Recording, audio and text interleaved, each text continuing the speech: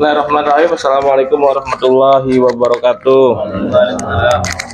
Alhamdulillah teman-teman, hari ini malam ini saya berkesempatan datang berkunjung ke keluarga korban kecelakaan yang terjadi beberapa hari lalu di Desa Singaraja. Menjadi berita yang sangat ramai, berita yang sangat heboh karena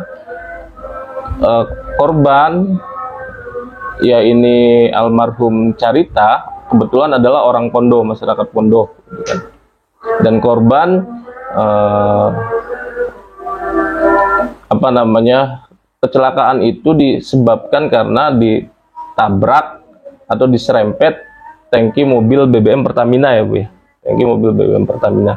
Dan hari ini saya bersama keluarga korban dan kita nanti akan ngobrol banyak tentang keluarga, tentang bagaimana sikap dan perasaan dari keluarga korban tersebut. Assalamualaikum Bu. Dengan Ibu siapa nih saya lagi bicara? Ibu Kaini. Ibu Kaini ini adalah istri dari almarhum Carita, ya? Carita. Dan kebetulan almarhum juga punya anak berapa? Satu. Masnya ya? Oh, masih kecil. Umur berapa? Umur 3 tahun. Oh, berarti masih kecil, baru satu. Dan almarhum juga tinggal masih dengan orang tua di Desa Pondo, ya. Orang tuanya kebetulan tidak ada, dan saya juga didampingi oleh Kubu Tinumpuk, kemudian dengan Pamong Lurah Desa Pondo, gitu kan. Bu, boleh cerita nggak gimana kronologinya atau kejadiannya pada waktu saat beliau pergi dari rumah, gitu kan, terus kejadian kecelakaan itu gimana Bu ceritanya? Habis mangkat apa sih anak kira anak dipikir sih beda kalau kita ceritanya gimana Bu?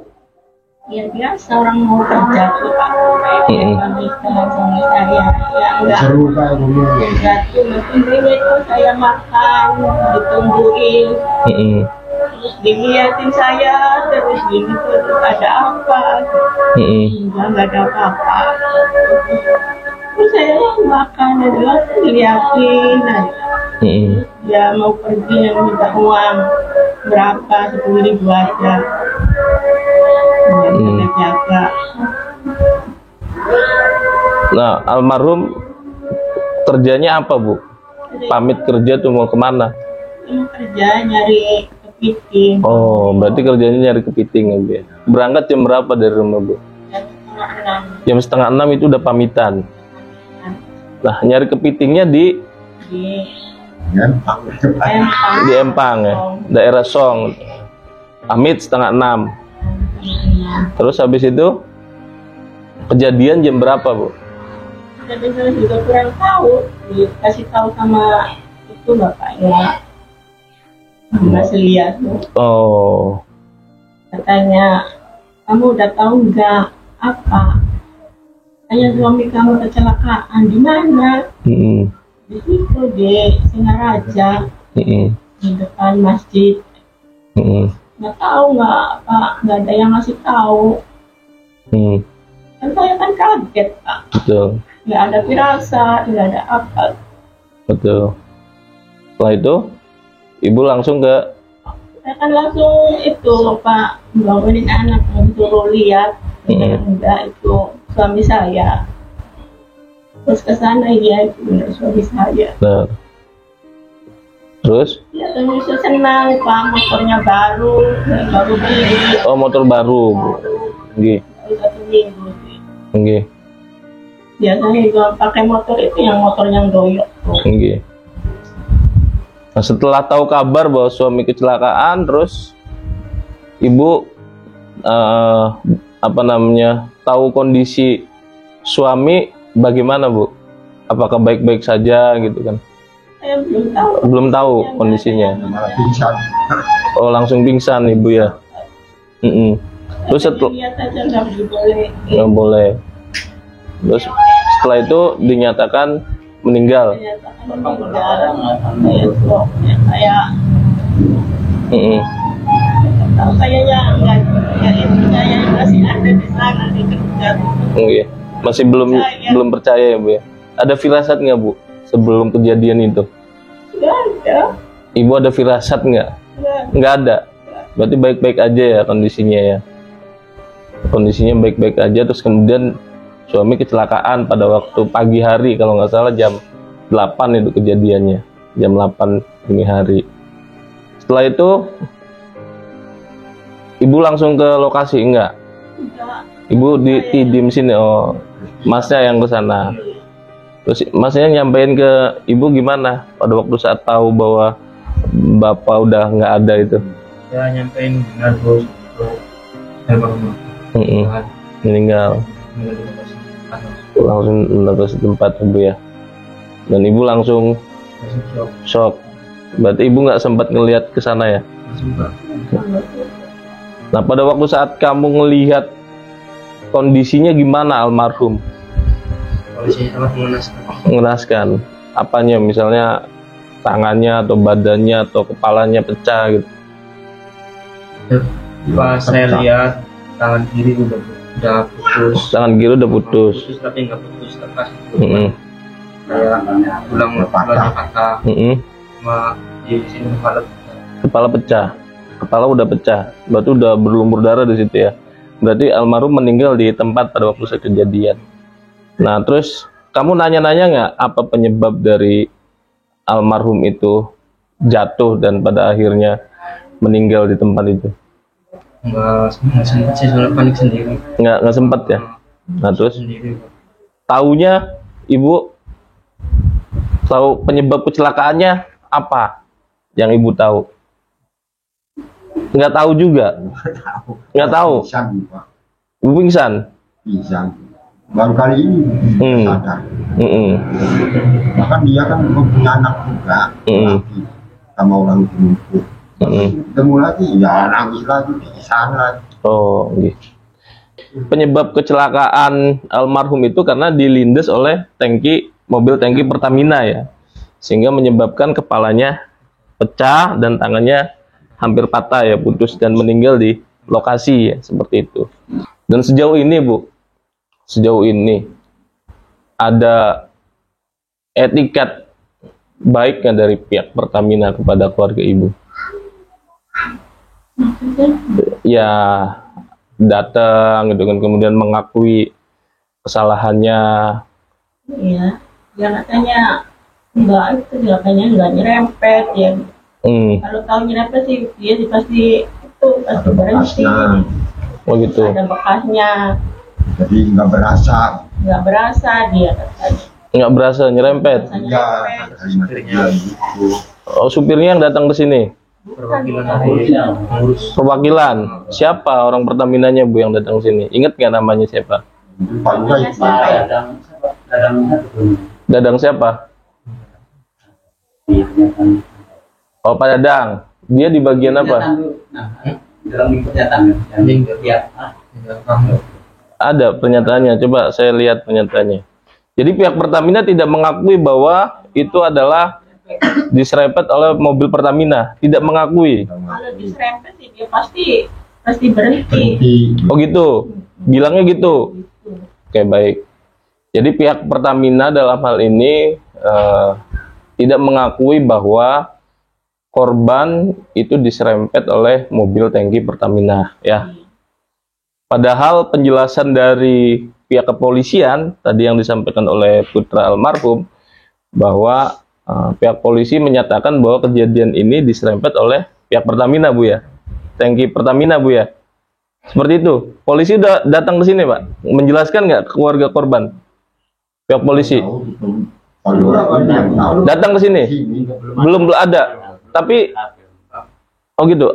Udah ada penjelasan belum dari pihak polisi bahwa beliau itu kecelakaan akibat diserempet mobil Pertamina itu udah ada penjelasan dari polisi? Sudah ada. Polisinya yang menyampaikan langsung? Iya. Kesampean? Pak Lurah. Pak Lurah? Belum ada. Berarti belum ada penjelasan dari pihak kepolisian. Hah? Belum ada. Belum ada. Sejauh ini belum ada. Baik, ini surat kesepakatan yang dilakukan oleh pihak Pertamina ya dalam hal ini, bahwa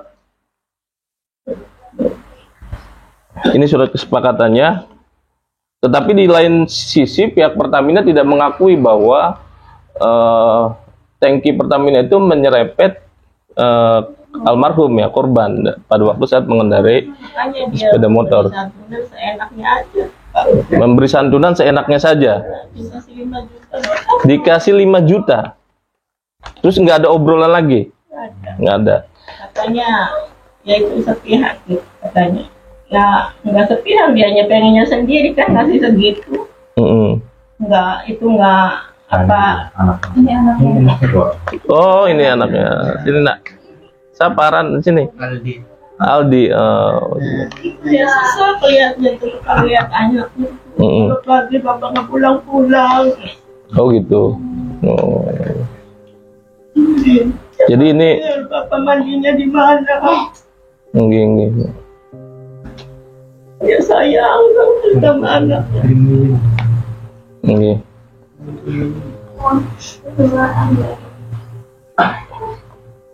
Jadi surat kesepakatan ini dibikin dalam kondisi keluarga korban sedang tidak sadar ya, nggak sadar lah ya, karena masih dalam keadaan duka gitu kan. Jadi gimana ceritanya, lucu. Di satu sisi pihak Pertamina tidak mengakui bahwa itu adalah diserempet oleh tangki Pertamina, tapi di sisi lain mereka malah membuat surat pernyataan ini, dan hanya keluarga korban diberikan santunan sebesar 5 juta Bu ya. Nah gimana ibu maunya gimana? Ya maunya gimana ya, uang 5 juta buat ini aja kan nggak cukup Pak. Okay. Ibu pengen menuntut keadilan. Ibu mau menuntut keadilan. Hah? Ya. Ini seharusnya apa namanya, supir yang mengendarai tangki itu harusnya dimintai keterangan seperti itu, dan harus mempertanggungjawabkan secara hukum. Karena kalau bagaimana saksi mata di lapangan dah banyak yang melihat bahwa memang ini kejadian diserempet oleh tangki Pertamina, mobil tangki Pertamina. Logikanya sederhana, buat saya logikanya sederhana. Kalau tidak diserempet oleh tangki Pertamina, itu kepala kenapa bisa pecah, gitu kan? Kenapa kepala bisa hancur, ya kan? Logika sederhananya gitu aja. Kalaupun terjatuh, gitu kan, di lubang yang segitu, paling hanya lecet gitu kan, tidak ada benturan gitu kan, hanya lecet ataupun dia pakai helm gitu. Tapi ini bisa sampai tergores, terus siapa ininya gitu kan. Nah makanya pihak keluarga sebetulnya keberatan ya Bu ya, pihak keluarga keberatan dengan sikap ataupun solusi dari pihak Pertamina seperti itu Bu ya. Ibu maunya gimana? Hah? Maunya gimana? Apakah ibu akan iya betul, ibu maunya gimana? Ini masalahnya soal nyawa, soal nyawa seseorang. Sebenarnya mah kayak pihak kita ini harus bisa bicara, kan di dalam pemerintah sudah ada ketentuan antara cacat sembuh sekian, kematian sekian. Cuman bicara aja ya, diminta uang tadi nggak bisa akan enggak, juga bisa cerita. Itu kayak langkah manusia apabila bapak itu belasungkawa yang mohon kepada baik membuka Tuhan apa sih pihak kepolisian, apa sih masalah sini kono sana ketentuannya kan. Nggih. Nggih. Kan ini yang bisa bicara lah kayak bulan itu orang wani lah pokoknya. Nggih. Tapi ya kan ya mohon kita ya kira-kira sesuai lawan keadaannya si umur ini. Nggih. Siap. Baik, Pak. Orang bapak benar-benar harus membantu Ya, menyelesaikan bapak sifatnya aja. kewajiban kita, memang memberikan itu dengan kita sadar. Bahkan baru kali ini ya bisa danda seperti ini. Ya, karena masih dalam kondisi duka, Bu ya. Jadi ibu dalam keadaan tidak sadar gitu kan. Sadar. Betul, masuk berat. Jadi Datang pas waktu kecelakaannya, terus itu jam berapa dia datang ke sini, saya belum sadar. ibu belum sadar ya. Terus kemudian disodorkan untuk tanda tangan ini ya, Bu ya. Ibu pikir ini tanda tangan biasa ya. Dan ibu tidak membaca isinya ya, karena ibu dalam keadaan tidak sadar ya. Jadi seperti itu teman-teman, ini kondisi yang sangat mengharukan buat kita, karena ini menyangkut soal nyawa seseorang, gitu kan. Kalau memang ini terbukti bahwa beliau kecelakaan itu disebabkan karena diserempet oleh mobil Pertamina, maka seharusnya pihak Pertamina bertanggung jawab secara penuh, bukan hanya kepada keluarga korban, tetapi supir yang mengendarai tangki Pertamina pun harus dimintai pertanggungjawaban dengan secara hukum, di mata hukum. Jadi seperti itu, Bu ya. Jadi ini pelajaran untuk kita semua bahwa masyarakat kecil itu nggak ngerti soal hukum, nggak ngerti soal keadilan. Yang mereka tahu bagaimana caranya besok mereka bisa makan. Itu saja. Sehingga kita yang ngerti, kita yang paham, sudah sewajibnya, sudah seharusnya mendampingi, menemani masyarakat yang tertindas, masyarakat yang tidak tahu aturan, tidak tahu hukum gitu, untuk memperjuangkan hak-haknya untuk mencari keadilan di negeri kita tercinta ini, Bu ya. Seperti itu. Keadilan dia tulang punggungnya, Betul. saya tua, nggak ada yang dari nafkah. Nggih. Bukan dia yang dari nafkah. Nggih. Sekarang dia nggak ada, siapa yang dari nafkah? Nggih. Ya, baik, berarti nanti kita akan cari fakta lagi di lapangan gitu kan. Saya janji di depan Bapak Ibu, saya akan temani Bapak Ibu, temenin keluarga Ibu untuk memperjuangkan keadilan, untuk memperjuangkan hak-hak Bapak Ibu gitu kan, dalam kasus kecelakaan yang mengakibatkan tewasnya suami Ibu tercinta, Bu ya. Ya, saya pikir mungkin itu dulu penjelasan dari keluarga korban.